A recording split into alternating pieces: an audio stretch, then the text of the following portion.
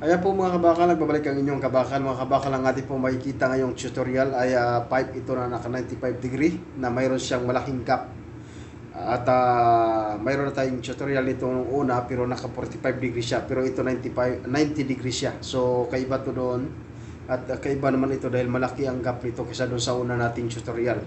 So ito po mga kabakal, siya po yun, no? Na ating pong bibuild upan ngayon, na ating po siyang bubunuan yung malaking gap niya. Bibigyan natin siya ng solusyon na magkaroon tayo ng magandang remedy dito sa malaking gap na ito, nitong pipe na ito.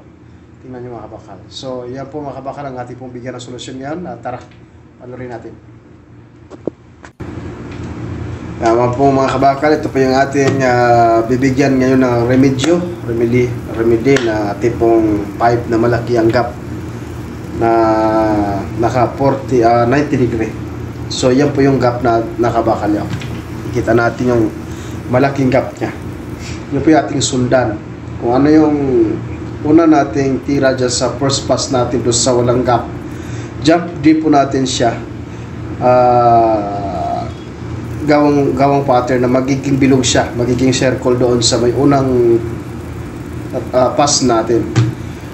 Dapat ay yung unang pass natin ay magiging bilog din siya, na katulad doon sa may talagang may pipe na. Kita natin na mayroon din siyang pabilog na hugis, no? Hindi siya umiiba, kundi yung bilog ang sinusundan. So yan lang po yung mga kabakal. Second pass ay doon pa rin, titirahan natin yan hanggat lumulubo yung ating welding dyan at hanggat maikukunik na natin yan doon sa malaking gap natin dyan sa ating pong pipe. Yan po yung ating second pass mga kabakal. So unti-unti na po siyang lumulubo. Second pass pa lang po yan mga kabakal, pero nakikita natin lumulubo na po yung ating welding, no? Yun po yung ating tamang pag-build up dyan sa ating pong pipe na napakalaki ang gap. Nasa 10 mm ang ating pong gap nitong ating pipe. So yan po yung ating pangatlo.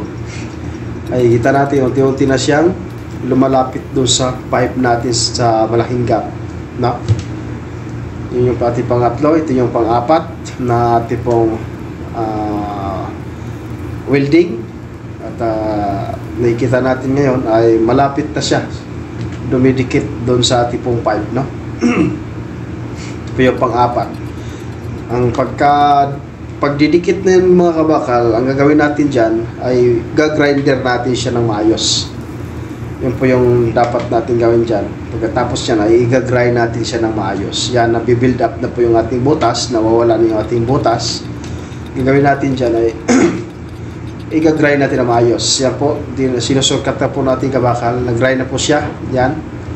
Ito na po yung ating sundan na pattern mga kabakal. Yan.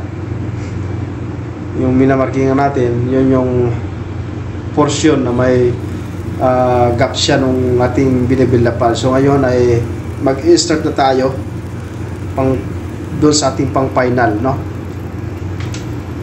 First pass ng ating pang final na. Pagkatapos niyan ay total final na natin siya. Yan. Ito na po yung ating final na pass natin na pagka-welding. Ito na po tayo magtatapos sa ating last final welding. Kita natin ay parang wala na po siyang dugtong, no? Wala na po siyang binibuild upan. Nakikita natin dahil na-remedyuhan na natin yung kanyang malaking gap. Nakikita natin na parang wala na po siyang ganun na malaking gap, no? So ito po yung ating tutorial ngayon mga kabakal. Ganito po ang pagbibuild up ng pipe na malaking gap. Salamat sa inyong panonood. God bless us all.